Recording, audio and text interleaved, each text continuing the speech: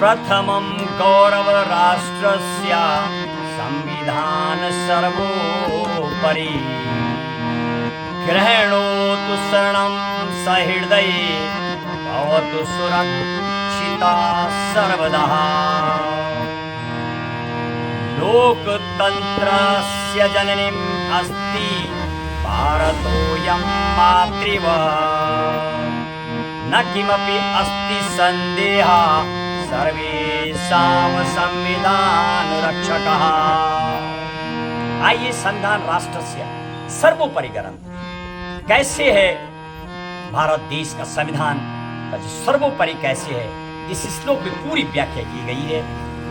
प्रथमं गौरव राष्ट्रस्य संविधान सर्वोपरि ग्रहणोतु शरणं सहृदये भवतु सुरक्षित सर्वदा। भारत का सर्वोपरि गौरव राष्ट्र का संविधान है।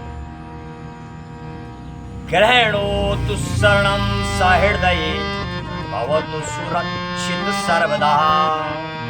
हृदय से इसके शरण में रहकर हमेशा संविधान के प्रति समर्पित रहते हुए इसका ज्ञान प्राप्त करें और हमेशा सुरक्षित रहें। लोकतंत्रस्य जननीम् अस्ति भारतोऽयं मातृवत्। भारत का संविधान माता के समान लोकतंत्र की जननी है। न किमपि अस्ति संदेहः सर्वेषां संविधान रक्षकः।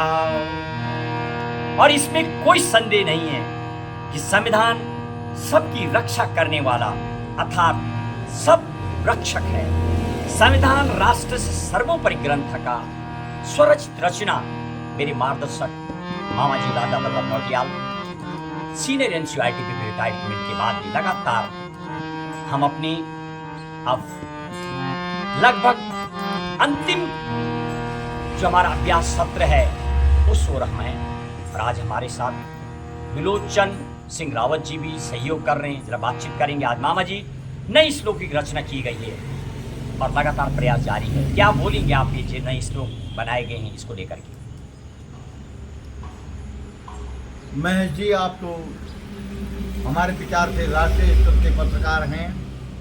हजारों विद्यार्थियों को आप पढ़ा करके अनेक अच्छे अच्छे पदों पर वो ये लोग राजकीय सेवाओं में या अन्यत्र स्थापित हो चुके हैं।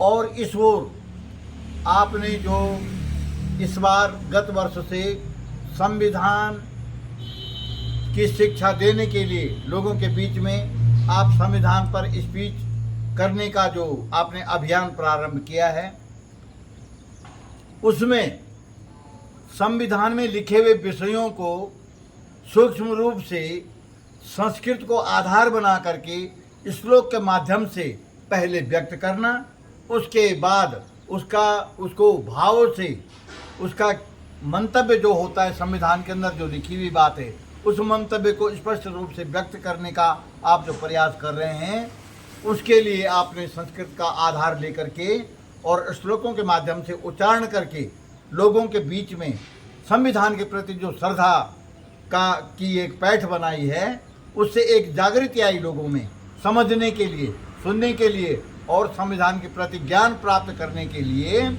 आपका ये अभियान बहुत अच्छा लग रहा है और लोगों से आपको प्रेरणा भी मिल रही है, शुभकामनाएं मिल रही हैं। मैं यही कहना चाहूँगा कि आप इसी प्रकार से निरंतर संविधान का ज्ञान देने के लिए अपनी आदि भाषा संस्कृत को आधार बनाते हुए, जो कि भारत की अनेक भाषाओं की जननी है और भारत की लगभग सभी भाषाओं का स्रोत संस्कृत से ही निकला हुआ है।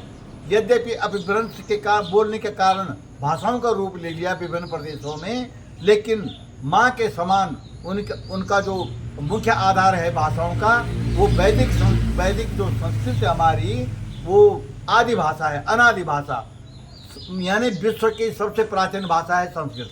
तो आपने श्लोकों का आधार लेकर के और संविधान को इस आधार पर समझाने का जो आप प्रयास कर रहे हैं, उसके लिए आपको बहुत बहुत धन्यवाद, बहुत बहुत साधुवाद। आप निरंतर आगे बढ़ते रहें, आपके प्रति हमारी शुभकामनाएं, आपका संकल्प सफल हो। आपको बहुत बहुत धन्यवाद।